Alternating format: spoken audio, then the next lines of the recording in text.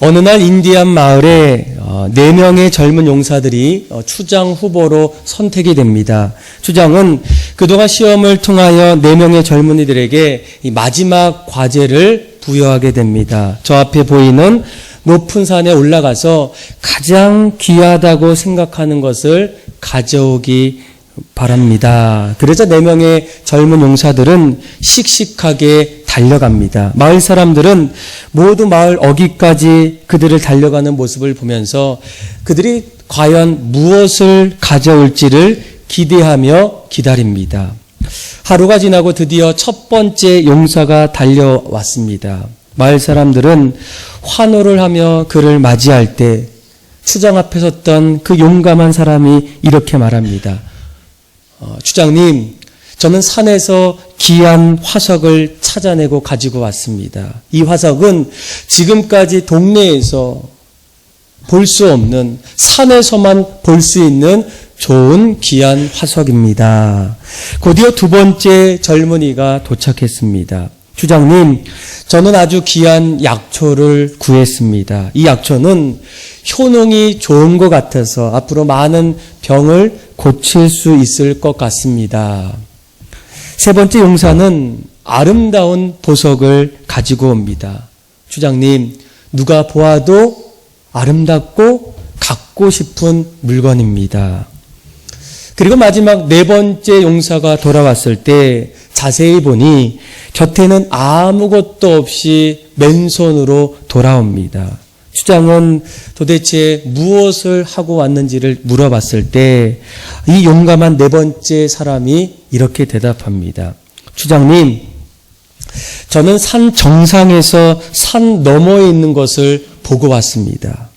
산 너머에 있는 것은 푸른 초원이 아주 넓게 펼쳐져 있었고 물이 풍성한 강을 흐르면서 강 양쪽에는 이 초원의 들소떼들이 너무나 많이 있습니다. 우리 종족이 그리로 가면 정말로 풍성한 삶을 살 수 있을 것 같습니다. 그 말을 들었던 추장은 4번째 용감한 사람에게 말합니다. 자네가 앞으로 마을의 추장이 되어서 우리 종족을 이끌어주게. 나는 이곳에서 마지막 나의 삶을 정리하겠네. 여러분, 당장 이 추장은 4번째 용감한 사람이 아무것도 갖고 온 것은 없었지만 앞으로 머지않아 마을 사람들에게 일어날 미래의 풍성한 것들을 보고 돌아왔던 그 사람을 마을의 후계자로 세우게 됩니다. 사랑하는 성도 여러분, 여러분들도 인생을 살아갈 때 지금 당장 무엇을 보고 있습니까? 또 무엇을 듣고 계십니까?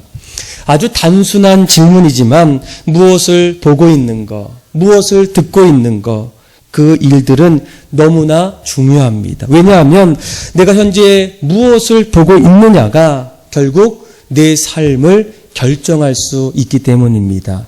그 안에 새로운 일들이 일어나기 시작하고 또 무엇을 보고 무엇을 듣고 무엇을 말하느냐에 따라서 새로운 인생이 바뀌고 세상은 다르게 보이기 때문입니다.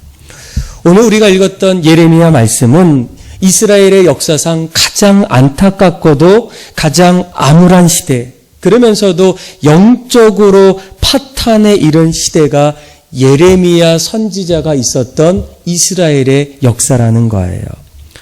물론 그들은 처음부터 암울하거나 힘들거나 영적으로 어려움이 있었던 것은 아니었다는 거예요. 2장 6절 말씀을 보면 그들이 뭐라고 얘기합니까? 우리를 애굽 땅에서 인도하여서 광야를 지나서 사망의 그늘진 땅을 지나 결국은 7절에 보면 너희를 기름진 땅으로 인도했고 그 안에서 열매와 아름다운 것들을 누렸던 사람들이 이스라엘의 역사라는 거예요. 그런데 어느 날부터 모든 것들이 점점 사라지고 전혀 다른 모습으로 변해져 가는 그때에 여러분 결과는 어떻게 되겠습니까? 8절을 보세요. 2장 8절. 우리 한번 화면을 보고 같이 한번 읽어보겠습니다. 시작. 제사장들은 여호와께서 어디 계시냐 말하지 아니하였으며 관리들도 나에게 반역하며 선지자들은 바울의 이름으로 예언하고 무익한 것들을 따랐느니라. 아멘. 오늘 이 말씀을 보게 되면 이 제사장들은 언젠가부터 하나님이 도대체 어디 계십니까? 율법 선생님들은 하나님을 더 이상 알지 못하고 관리들도 반역하면서 선지자들까지 하나님이 아닌 이방 바알 선지자를 따라가는 영적인 타락한 모습들이 이스라엘의 역사 속에 등장하고 있다는 거예요.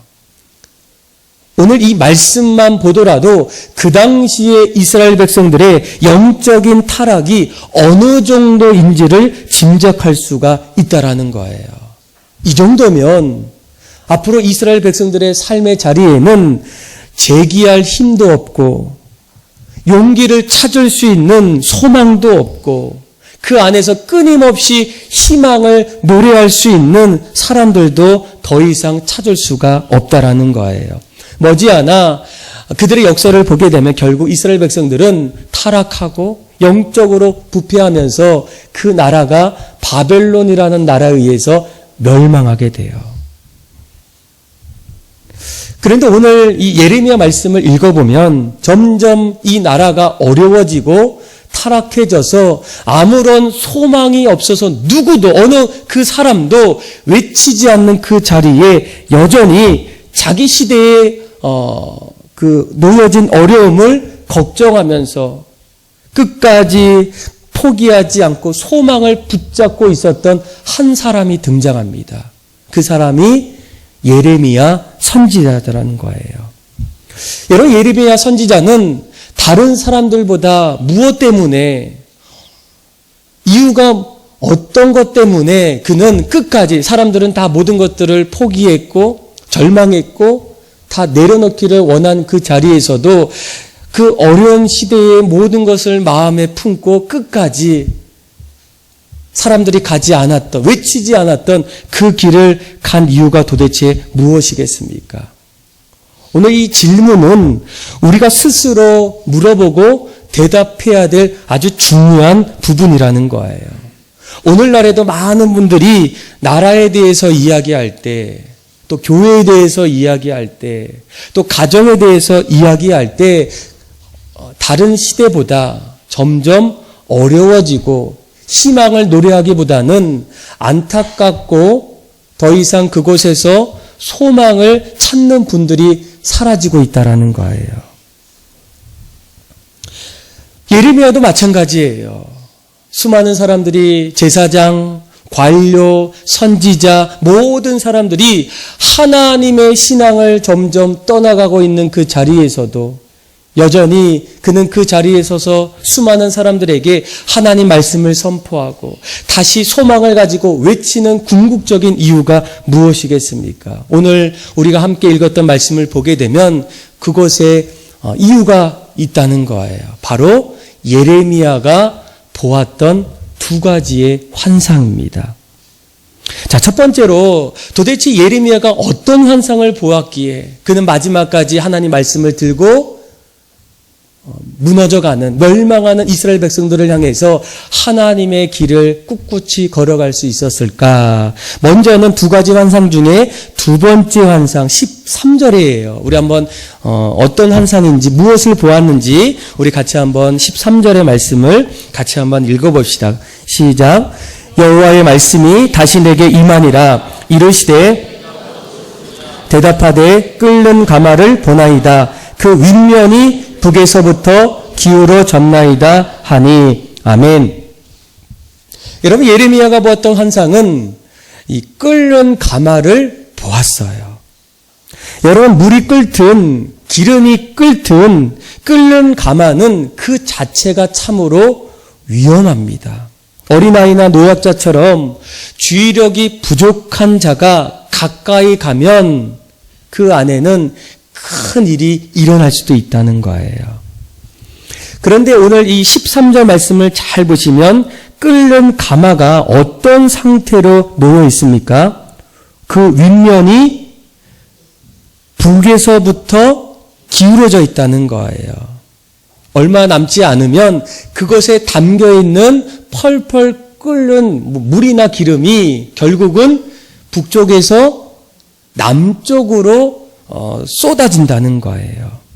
그러니까 예레미야가 보았던 환상은 그렇게 좋은 환상은 아니라는 거예요. 보통 남쪽은 하나님께서 세우셨던 남유다, 이스라엘을 말하게 됩니다. 그런데 이 환상을 보게 되면 끓는 가마 안에 있는 것이 북쪽으로 기울어져서 결국 얼마 안 있으면 남쪽에 쏟아지게 될 때 과연 그 자리가 어떻게 변할 수가 있겠습니까? 아마 이 말씀은 이미 돌이킬 수 없는 재앙이 임박했다는 명백한 하나님의 경고라는 거예요. 그래서 14절부터 16절까지 말씀은 이 환상에서 나오는 말씀의 해석이라는 거예요. 우리 한번 14절에서 우리 16절까지 말씀 확인해 볼까요? 시작. 여호와께서 내게 이르시되 재앙이 북방에서 일어나 이 땅의 모든 주민들에게 부어지리라. 내가 북방 왕국들의 모든 족속들을 부를 것인즉 그들이 와서 예루살렘 성문 어귀에 각기 자리를 정하고 그 사방 모든 성벽과 유다 모든 성읍들을 치리라. 여호와의 말이니라. 무리가 나를 버리고 다른 신들에게 분향하며 선고하여 그들의 모든 죄악을 징계하리라. 아멘. 자, 끓는 가마의 환상은 이스라엘 백성들이 장차 심판을 받고 멸망하는 내용이라는 거예요. 그 당시 이스라엘 백성들은 다가오는 위험을 위험으로 여겼을까? 그 시대를 보면 쉽게 여길 수가 없었다는 거예요.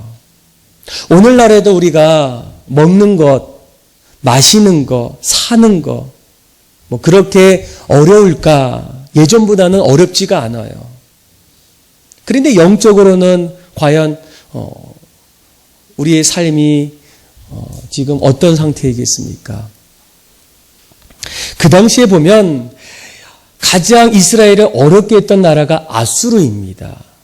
그런데 이 바벨론이라는 신흥 국가가 새로 나타나면서 그 안에 있었던 아수르의 세력은 상대적으로 약해지게 돼요. 그리고 서쪽에 있는 애굽은 그 애굽 안에 있는 내란으로 인해서 더 이상 유다를 침공하기에는 쉽지 않는 세력이었다는 거예요. 게다가 이 백성들의 마음속에는 늘 성전이라는 신앙을 갖고 있었어요. 하나님의 성전이 이스라엘 예루살렘에 있다 보면 전쟁이 일어나고 어려움이 일어나도 반드시 하나님을 상징하고 하나님의 임재를 보여주는 성전이 우리에게 있기 때문에 그들은 늘 긴장하지 않고 경계하지 않고 날마다 자신의 뜻대로 살아가는 모습들이 많아졌다는 거예요. 그런데 오늘 말씀은 하나님께서 이스라엘 백성들과 예레미야 선지자에게 무엇을 보여줍니까? 지금 현실이 무엇인지를 알게 해준다는 거예요. 가끔 신앙생활 하시는 분들 가운데는 이 신앙을 가지고 현실을 이렇게 무시하는 분들이 있어요. 아니라는 거예요. 신앙은 현실 안에서 하나님의 섭리와 인도하심을 바라보는 겁니다. 현실 없는 신앙은 아니라는 거예요. 현실 속에서 하나님께서 어떻게 역사하시고 무엇으로 다가오시는지를 우리가 반드시 올바른 신앙의 마음을 가져야 한다는 거예요. 그래서 하나님께서 예레미야 선지자를 통해서 장차 앞으로 이 예루살렘, 이스라엘 백성들에게는 회복과 소망이 아닌 심판과 멸망이 앞으로 일어난다는 거예요. 이런 모습 속에서 예레미야가 과연 하나님의 말씀을 선포할 수 있을까? 물론 어떤 분들은 예레미야가 하나님으로부터 소명을 받았기 때문에 그 일을 마지막까지 가야 하는 것이 아니겠습니까? 여러분, 소명을 받은 사람들도 그 소명을 뿌리치는 분들이 많이 있어요. 그리고 오늘 말씀을 보면 예레미야가 예레미야가 누구인지를 알게 되면 반드시 예레미야가 말씀을 전하고 끝까지 그 길을 걷지 못할 것 같은 생각을 가질 수밖에 없다라는 거예요. 예레미야는 사실 집안이 몰락한 가정입니다. 오늘 우리가 읽었던 1장 1절을 보세요. 이제 예레미야를 먼저 소개할 때 그를 뭐라고 얘기합니까? 베냐민 땅 아나돗의 제사장 중 hil기야의 아들 예레미야라는 거예요. 여러분, 예레미야는 그 hil기야라는 제사장의 아들로 아나돗이라는 곳에서 살았다는 거죠. 그런데 아나돗이란 것은 예루살렘 북동쪽에 4.5km 정도 떨어진 곳인데 그곳은 사해라고 불리는 곳입니다. 그러니까 사람들이 살 수 있는 땅이 아니라 그늘지고 또 죽음의 현장으로 불리는 유배지와도 같았던 땅이에요. 그런데 어떻게 이 예레미야가 그곳에 살고 있었을까? 역사적으로 거슬러 올라가면 이 아나돗의 제사장 아비아들의 고향이 아나돗입니다. 그런데 어느 날 이 아비아달이 솔로몬에게 미움을 받게 되어서 제사장으로 있었던 그 자리에서 다시 아나돗으로 이제 돌아가게 돼요. 보통 이 제사장들은 한 곳에 있을 때 보통 이동하지는 않게 돼요. 그런데 이동했다는 것은 그가 무언가 솔로몬 앞에서 잘못했던 부분들이 있었다는 거예요. 그래서 대부분의 성경학자들은 당시에 그의 조상이었던 그 아비아달이 다시금 아나돗으로 돌아가서 그곳에 있을 때 예레미야는 아비아달의 후손이 아니었을까라는 그 견해가 상당히 많아요. 그러니까 오늘날로 말하면 예레미야는 금수저 또 은수저가 아니라 주류가 아니라 비주류, 사람들에게 인정을 받지 못하는 가문 안에서 살았던 사람이 예레미야라는 거예요. 그리고 게다가 기질적으로 예레미야는 성격이 내성적인 모습이 보입니다. 하나님께서 예레미야를 부르실 때에 그를 사명자로 부르셨어요. 아마 5절, 6절을 한번 보세요. 1장 5절, 6절. 자, 5절은 하나님께서 예레미야를 부르게 됩니다. 같이 한번 읽어봅시다. 시작. 내가 너를 모태에 짓기 전에 너를 알았고 내가 배에서 나오기 전에 너를 성별하였고 너를 여러 나라의 선지자로 세웠노라 하시기로 내가 이르되 슬프도소이다. 주 여호와의 보소서 나는 아이라 말할 줄 알지 못하나이다 하니 아멘. 자, 하나님께서 예레미야에게 뭐라고 얘기합니까? 너는 모태로부터 이미 내가 너를 지명했고 너를 하나님의 선지자로 계획하셨다는 거예요. 얼마나 마음에 특별한 존재입니까? 그런데 그 말을 들었던 예레미야가 6절을 보세요. 그 말을 듣고 나자 바로 반응했던 단어가 바로 내가 하나님의 부르심을 받은 선지자의 길은 한마디로 뭐라고 얘기해요? 슬프다는 거예요. 보통 말씀을 전하는 사람들은 그 안에 담대함이 필요합니다. 아닌 것을 아니다라고 말할 수 있고 하지 말아야 할 것은 하지 말라고 말할 수 있는 용기와 하나님 앞에서의 기백이 필요해요. 그런데 이 예레미야는 하나님으로부터 부르심을 받았을 때 가장 먼저 대답했던 반응은 나에게는 하나님이 나를 선택한 일은 슬픈 일이에요. 그리고 또 한 가지 슬프고 또 뭐라고 얘기합니까? 나는 아이라는 거예요. 신체적인 아이도 있지만 정신적으로 내가 누군가를 이끌어가고 가르칠 만한 모습들이 없다라는 거예요. 그래서 이 선지자의 길은 예레미야가 자발적으로 하나님 앞에 나와서 선지자의 길을 걸어가기보다는 어쩔 수 없이 수동적으로 끌려가서 했던 길이 예레미야의 사역이라는 거예요. 그리고 또 한 가지는 무엇보다도 예레미야가 살고 있는 그 시대가 가장 어려웠던 영적인 암흑기였습니다. 더 이상 하나님을 찾지 않고 제사장들도 하나님을 모른다고 하고 선지자들은 바알 신들을 섬기는 영적인 암흑기에 여러분 보통 선지자들, 목회자들도 이왕이면 가장 어려울 때에 목회하기보다는 영적으로 부흥하는 그때에 목회하기를 원한다는 거예요. 제가 존경하는 목사님 한 분이 계시는데 원로 목사님이 되셔서 그분이 만날 때마다 이런 말씀하십니다. 미안해요. 지금은 어떻게 해서든 목회가 참으로 힘든 시대예요. 우리가 후배들에게 좋은 것들, 희망을 남겨줬어야 하는데 라고 하면서 항상 저희들을 보실 때마다 원로 목사님께서 그런 이야기를 하실 때가 많다는 거예요. 그래서 예레미야 선지자도 나중에 예레미야서를 읽어보면 그의 외침 속에서는 대부분이 무엇입니까? 심판하신다는 거예요. 하나님께서 파멸하신다, 멸망하신다, 저주하신다.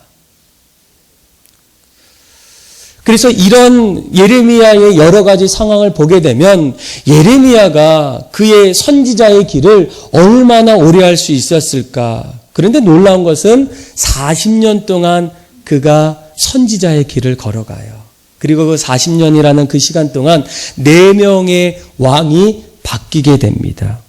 요시야 왕, 여호와김, 그리고 시드기야 왕 때까지 무려 40년 동안 갈 수 없었던, 회피하고 싶었던 그 길을 예레미야가 걸어갔다는 거예요.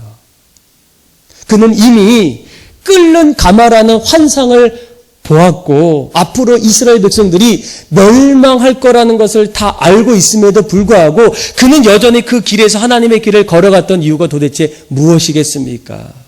무엇을 보았기 때문에 여전히 하나님의 길을 끝까지 걸어갔을까? 첫 번째 환상이 끓는 가마라면, 자, 오늘 우리가 읽었던 11절, 12절에 보면 또 한 가지의 환상을 예레미야가 보았다는 거예요. 우리 한번 어떤 환상인지 11절에서 12절의 말씀을 같이 한번 읽어보겠습니다. 시작. 말씀이 또 내게 임하니라 이르시되 예레미야야 내가 무엇을 보느냐 하시매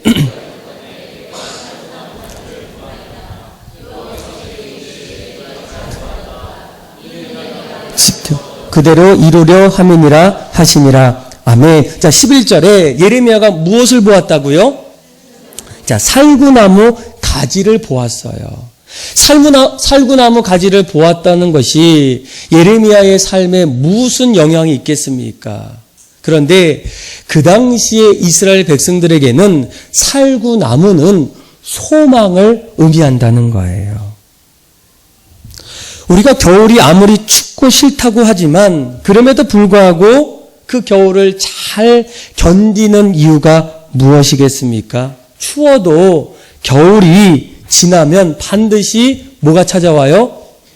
봄이 와요. 그래서 봄을 알리는 우리나라의 꽃 중에는 진달래, 이 개나리 꽃을 볼 때마다 사람들 마음속에는 새로운 소망, 다시 한번 해보겠다는 마음들이 일어나는 분들이 있다는 거예요. 이스라엘 백성들도 마찬가지입니다. 그들도 긴 겨울은 아닌 짧은 겨울이 있는데 이 겨울을 마치고 새로운 봄이 올 때면 그곳에는 봄을 알리는 살구나무의 꽃이 있어요. 그러니까 예레미야 선지자는 물론 끓는 가마를 통하여 이스라엘 백성들이 그동안 하나님 앞에서 잘못하고 멸망과 심판이 우리에게 일어나지만 이 끓는 가마가 영적인 겨울이라고 생각한다면 그 자리를 조금 후에는 다시 우리에게 살구나무처럼 영적인 봄, 회복이 우리들에게 반드시 일어난다는 거예요. 여러분, 살구나무는 히브리어로 사케드입니다. 근데 이 사케드는 늘 연상되는 단어가 쇼케드, 같은 의미가 있어요. 이 의미는 반드시 지킨다는 거예요. 이루어진다는 거예요. 그래서 12절에 보면 내가 내 말을 지켜 그대로 이룬다는 거예요. 첫 번째 환상과 그리고 두 번째 환상을 보았을 때 예레미야의 마음이 변하기 시작합니다. 그런데 그 말의 내용은 우리가 10절 말씀을 보세요. 10절에 보면 이 두 가지 환상에 아주 중요한 내용이 있어요. 우리 한번 10절의 말씀을 같이 한번 읽어봅시다. 시작.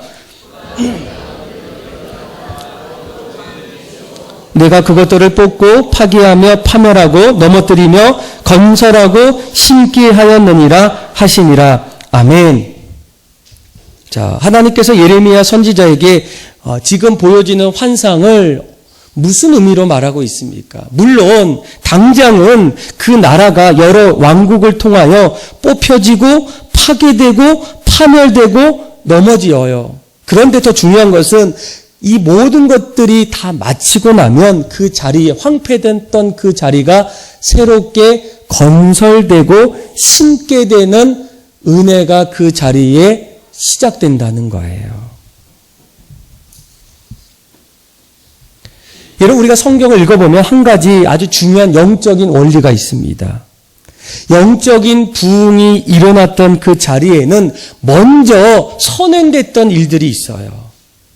그 전까지 있었던 하나님 앞에서 잘못했던 것들을 다 뿌리 뽑습니다. 죄악들, 실수했던 것들, 범죄들, 이 모든 것들을 하나님 앞에 회개하지 않고 뽑지 않으면 새로운 영적인 부흥은 일어나지 않았다는 거예요. 오늘 말씀도 마찬가지입니다. 물론 당장에 일어나는 일들은 이스라엘 백성들에게 받아들이기가 어렵고 회피하고 싶은 마음들이 너무나 많지만 장차 얼마 뒤에 있을 심판 뒤에 있을 이스라엘의 새 예루살렘의 모습들을 마음에 품었던 예레미야가 그것을 깨달았기 때문에 그것을 이루실 그 하나님을 마음에 품고 그때부터 이스라엘 백성들에게 끝까지 그 말씀을 전하기 시작한다는 거예요.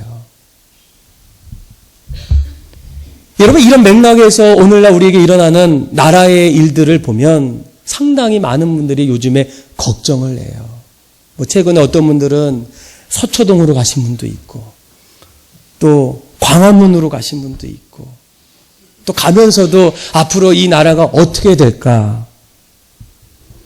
그런데 여러분, 너무 이 나라에 대해서 너무나 비관적이고 부정적으로만 생각할 필요가 없다는 거예요. 이번 기회가 오히려 그동안 있었던 이 낡은 부정 부패들을 다시금 뽑힘을 통해서 새롭게 이 나라를 세우고자 하시는 하나님의 섭리와 계획들이 그 뒤에 숨겨 있다는 거예요. 여러분, 교회도 마찬가지입니다. 교회 안에서 함께 하다 보면 공동체 안에서 문제가 일어날 수도 있어요. 그런데 그 문제를 단지 부정적으로만 볼 이유가 없다는 거예요. 오히려 그 문제를 통해서 더 건강한 교회를 이루고자 하시는 몸부림이 그 안에 들어있다는 거예요. 가정도 마찬가지예요. 왜 자꾸 싸울까? 드디어 남편의 실체를 알았어요. 아내의 모습을 발견했어요. 그때부터는 부족한 것들을 채워주기 시작하고 함께 할 수 있는 일들이 점점 우리 안에 시작될 수 있다는 거예요. 그래서 우리가 말씀을 하나하나 이렇게 읽어보면 참 신기한 것은 하나님께서 우리에게 두 가지를 말씀하세요. 너희가 내 말에 순종하면 내가 너희에게 복을 내리겠다. 그리고 너희가 내 말을 듣지 아니하면 나는 너희에게 심판하고 멸망시키겠다. 징계하겠다. 그런데 지금까지 일관적으로 한쪽으로만 쭉 가지 않았어요. 잘하다가도 못하고 못하다가도 잘하는 일들. 그 안에서 하나님께서 왜 징계와 어려움을 우리에게 주실까? 그것을 통해서 백성들이 다시금 정결케 하고 거룩하게 만들고 세워나가는 하나님의 보이지 않는 작업들이 그 안에 있다라는 거예요. 그래서 우리가 신앙생활 할 때 먼저는 현실을 보셔야 돼요. 우리 가정이 어떤 상태인지, 우리 교회가 어떻게 세워지고 있는, 이 나라가 지금 어디에서 잘하고 있는지를 보셔야 됩니다. 그리고 우리가 반드시 또 한 가지 보셔야 될 것은 현실 너머에 하나님께서 새롭게 행하실 일들이 무엇인지를 보셔야 돼요. 왜 하나님께서 징계하셨을까? 어려움을 주셨을까? 힘들게 하셨을까? 그 힘듦과 어려움이 결국은 다시 새롭게 만들고자 하신 하나님의 섭리와 계획들이 그 안에 담겨 있다는 거예요. 그래서 오늘 말씀을 잘 보세요. 오늘 말씀을 보시면 먼저는 지금 일어나는 현실을 먼저 말씀해 주시고, 그래서 멸망과 심판이 일어나게 될 것이고, 또 한 가지는 그럼에도 불구하고 내가 너에게 살구나무를 보여준 이유는 그 뒤에 일어날 소망과 회복이 우리 안에 있다라는 거예요. 그러면 우리가 한 가지 반드시 해야 될 일이 있어요. 예레미야 선지자도 그 말씀을 듣고 했던 세 번째가 있어요. 우리 한번 17절이죠. 우리 한번 17절의 말씀 한번 읽어봅시다. 같이 한번 읽어볼까요? 시작. 내 허리를 동이고 일어나 내가 내게 명령한 바를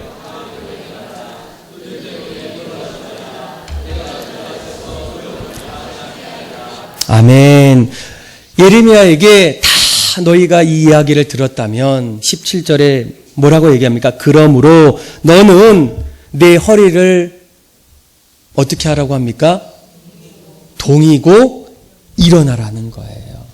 생각만 하지 말고 결단만 하지 말고 지금부터는 마음에 결단했던 부분들을 실천하라는 거예요. 물론 실천할 때 어려움이 없을까요? 오늘 본문을 잘 보세요. 17절 중반절에 그들 때문에 뭐가 일어납니까? 두려움이 일어나요. 19절도 보세요. 그들이 너를 어떻게 해요? 친다는 거예요. 때린다는 거예요. 때리면 아프지 않은 사람이 어디 있겠습니까? 그런데 더 중요한 것은 칠지라도 내가 너와 함께하여 너를 구원할 것이기 때문에 너는 예레미야야 두려워하지 말고 일어나서 허리를 동이고 일어나서 너의 갈 길을 가라는 거예요. 그리고 그 외침을 들었던 이스라엘 백성들이 결국은 머지않아 부패하고 하나님을 저버렸던 이스라엘 백성들이 다시금 하나님 앞에 돌아오게 됩니다. 사랑하는 믿음의 성도 여러분, 우리가 이 땅을 살아갈 때 무엇을 봐야 하겠습니까? 물론 현실이 보이게 돼요. 그런데 더 중요한 것은 현실 너머에서 하나님께서 우리 가정과 나를 향해서 새롭게 일으키고자 하는 하나님의 섭리와 계획들을 여러분들이 먼저 보셔야 돼요. 얼마 전에 어느 집사님 한 분과 전화 신방을 했습니다. 이분은 그동안 회사를 다니다가 결혼하고 아이가 생기면서 사업을 하기 시작했어요. 이런저런 이야기하면서 이분이 저에게 이런 얘기 하더라고요. 목사님, 제가 최근에 사업하면서 책 한 권을 아주 열심히 읽고 있대요. 사실 이 책은 대학교 때 사두었던 책인데 이제야 이 책을 본다는 거예요. 그래서 저는 그 말을 듣고 그 책이 그 사업과 관련된 책이 아닐까 생각했는데 놀랍게도 전혀 다른 책이었어요. 제목은 그 조병호 목사님이 쓰셨던 성경과 고대 전쟁이라는 기독교 책이에요. 그래서 제가 좀 의아해서 아니 이렇게 바쁜 와중에 사업이 어려울 때에 왜 다른 책도 많은데 이 책을 보십니까? 그런데 이분이 아주 중요한 얘기를 하더라고요. 목사님, 제가 사업은 오래 하진 않았지만 한 가지 깨달은 것이 있어요. 역시 사업은 제가 아무리 열심히 한다고 해도 제 뜻대로 안 되더라고요. 그런데 하나님께서 어느 날 갑자기 내 삶의 자리에 섭리하시고 이끌어 주실 때 뜻밖의 사업의 일들이 막 일어난다는 거예요. 그러면서 이 책을 이 기독교 역사의 기독교 관점에서 고대의 전쟁들을 통해서 하나님께서 이 전쟁 속에서 어떻게 개입하셔서 그 나라를 멸망시키고 다시 세우셨던 영적인 원리가 도대체 무엇인지를 알면 그 원리를 우리 가정에 도입하고 우리 사업에 도입하고 싶어서 지금 그 지혜를 찾고자 그 책을 열심히 읽고 있대요. 저는 그 말을 듣고 이 믿음의 성도들의 삶이 이런 삶이 돼야 되지 않겠나. 정말 우리가 하나님의 섭리와 인도하심을 우리가 믿고 깨닫는다면 보여지는 현실이 아니라 현실 너머에 계시는 하나님의 섭리와 구원의 계획들을 여러분들이 보셔야 돼요. 그래서 기도할 때도 하나님, 그 너머에 계신 하나님의 섭리가 무엇인지를 알게 해주세요.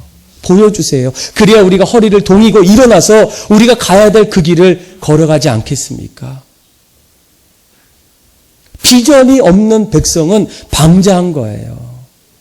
하나님이 우리에게 보여주시는 비전이 없다면 하루하루 살 수는 있어도 꿈이 없는 교회와 백성은 결국은 이스라엘 백성들처럼 망할 수밖에 없어요. 그래서 여러분들이 기도할 때 하나님, 우리에게도 예레미야 선지자에게 보여주셨던 환상, 또 앞으로 일어날 하나님의 계획들을 우리에게도 보여주세요. 알게 해주세요. 그래야 우리가 이제 일어나서 그 길을 걸어가지 않겠습니까? 저는 이곳에 있는 모든 분들이 현실 너머에 계시는 하나님께서 우리를 향한 계획과 섭리들을 눈으로, 마음으로 깨달음을 통해서 갈 수 없다라고 하는 그 자리에서도, 어렵다거나 하는 그 자리에서도 믿음을 가지고, 그래서 예수님도 뭐라고 얘기합니까? 믿음의 주여 온전케 하시는 예수를 바라보자. 그는 그 앞에 있는 기쁨을 위하여 십자가를 참으사 부끄러움을 개의치 아니하시고 하나님 보좌 우편에 앉아 계셨다는 거예요. 예수님도 사람들이 보는 조롱의 자리, 부끄러움의 자리, 십자가의 그 가장 작은 자리에서도 그것을 개의치 않았던 가장 큰 이유가 무엇이겠습니까? 그 너머에 계시는 하나님의 사랑과 이 땅을 다시 새롭게 만들고자 하는 하나님의 구원의 계획을 보았기 때문에 예수님도 좁은 길, 십자가의 길을 걸어가셨다는 거예요. 저는 여러분들에게도 이런 은혜가 여러분들의 삶의 자리에 넘쳐나기를 주님의 이름으로 축복합니다. 우리 이 시간 기도하겠습니다.